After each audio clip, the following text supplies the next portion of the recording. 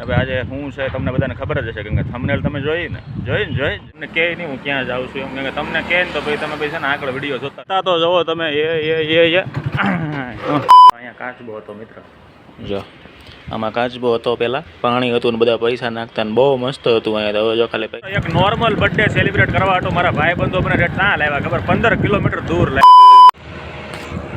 ભાઈ good morning અને રામ રામ મંડળીને સ્વાગત છે તમારું મારા એક નવા વિડીયો બ્લોગની અંદર ભાઈ આજે સવારના થઈ ગયા છે 8:15 અને ભાખરી ખાઈને ઉપડી ગયા છે કામ ઉપર અને ભાઈ આજે હું છે તમને બધાને ખબર જ હશે કે થંબનેલ તમે જોઈને થંબનેલ જોઈને પણ મને નથી કહેવું લ્યો નથી કહેવું કે હું છે ભાઈ તો હવે જઈએ આપણે કામ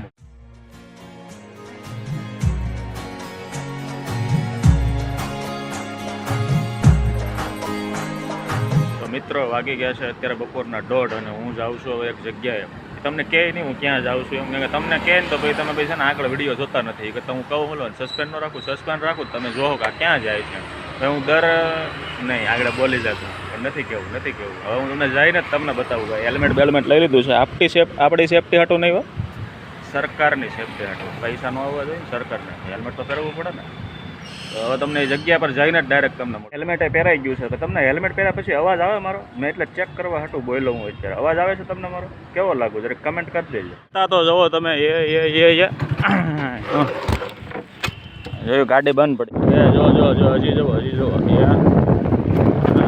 હા રસ્તા જુઓ તમે રસ્તા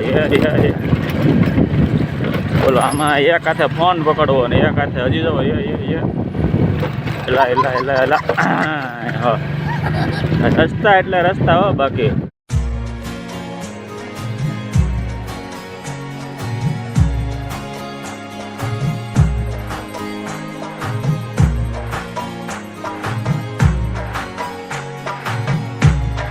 મિત્રો ફાઇનલી જે અમારે આવવાનું હતું ત્યાં હું પહોંચી ગયો છું હું આવ્યો છું ભક્તિધામ મંદિર લગભગ હું છેલ્લા 5-6 વર્ષથી જે મારો જન્મદિવસ આવે ને જન્મદિવસના દિવસે હું અહીં આવું જ છું દરરોજ સવારે આવું એને બદલે આજે હું બપોરે આવ્યો છું કેમ કે સવારે મારી પાસે ટાઈમ ન મળે હોસ્પિટલે જવાનું હોય ઉપરથી દૂધ લેવા જવાનું હોય તો ગમે એટલો વહેલો ઉઠું ને તો મારે ટાઈમ ન મળે એટલે બપોરે આવ્યો ને તો મારા નસીબમાં આ વર્ષે પહેલી વાર એવું થયું કે બધા દરવાજા છે ને બંધ થઈ ગયા છે તો બધામાં અત્યારે બપોરે ભગવાન સૂતા હોય એટલે અત્યારે બધું બંધ થઈ જાય એટલે બધું બંધ છે પણ તોય તમને હું થોડું બતાવી જાઉં કાંઈ જોવા જાઉં છે ને આ મંદિરે અમારા પપ્પા લઈને આવતા અમે નાના હતા ને બધા અમે 2 ભાઈ ને 2 બેન અમે બરોબર ભારુડામાં અમારા પપ્પા છે ને નાના હતા ને તે ફરવા ત્યાં ગણો ને 2000થી 2005ની સાલમાં છે ને આ મંદિર ત્યાં ફરવા લાયકમાં બહુ પ્રખ્યાત હતું અહીંયા છે ને ગુફા હતી પછી એક મંદિરની પાછળ છે ને એક આમ મતલબ ટાંકા જેવું બનાવે છે મને મંદિરની ભાષામાં શું કહેવાય તો ખબર નથી એમાં છે ને કાચબો હતો એમાં બધા રૂપિયા નાખતા ને અત્યારે કાચબો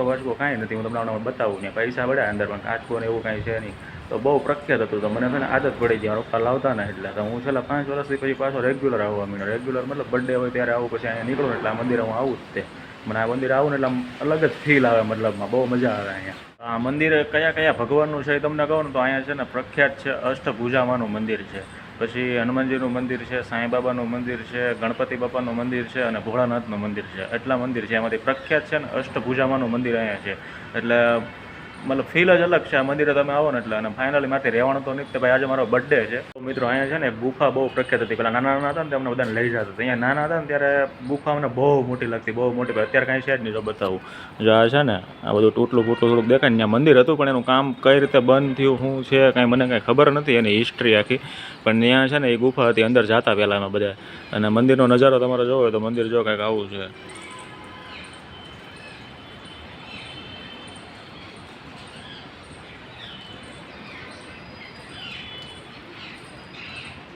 કાચબો હતો મિત્ર જો આમાં કાચબો હતો પહેલાં પાણી હતું ને બધા પૈસા નાખતા ને બહુ મસ્ત હતું અહીંયા હવે જો ખાલી પૈસા દેખાય તમને પાણી કાંઈ નથી હવે બહુ મસ્ત હતું પહેલાં અહીંયા તમને આમ જો આમ અલગ કહું તો જો ફીલ જ અલગ આવે જેટલા વખાણ કરો ને એટલું ઓછું છે ફીલ જ તમને અહીંયા આવો ને એટલે કાંઈક અલગ જ ફીલ આવે તમને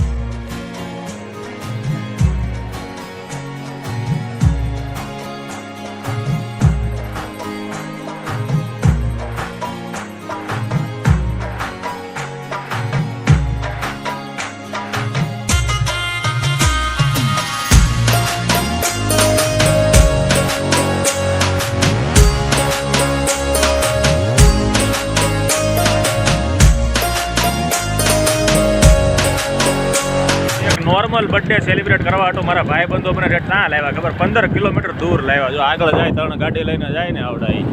અને હજી જગ્યા અમે ગોતી જગ્યા નથી મળતી. બોલો 15 કિલોમીટર દૂર લાવ્યા મને. Happy birthday to you. ગીત તો ગા. Happy birthday to you. Edit નહીં કરો.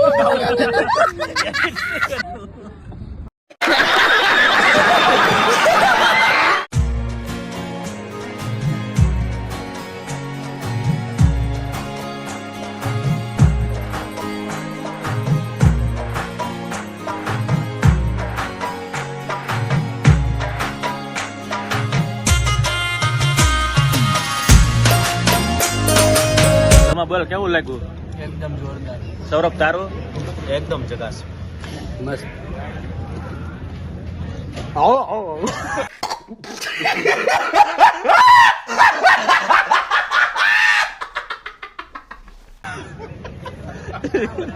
અરે મારા ભાઈ યોગો બોલે ને એવું જ લાગ્યું મને. કેવું લાગ્યું યોગા?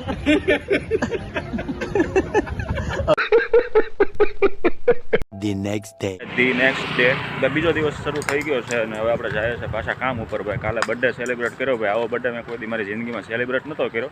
એવો અમારા મિત્રોએ સેલિબ્રેટ પણ કરી દીધો. મજા આવી ગઈ, બહુ ખુશ થઈ ગયો.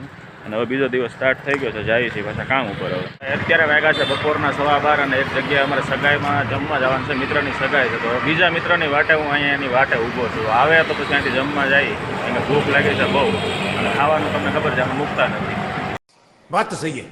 તો ભાઈ ફાઇનલી આપણે આવી ગયા છીએ પાછા કામ ઉપર અને વાગ્યા છે અત્યારે 3:45 અને ભાઈ તડકો એટલે તમે વાત પૂછો તમે બહાર દેખાડું તમને. બહાર જોઈને તમને લાગશે એવું તડકો તો જો.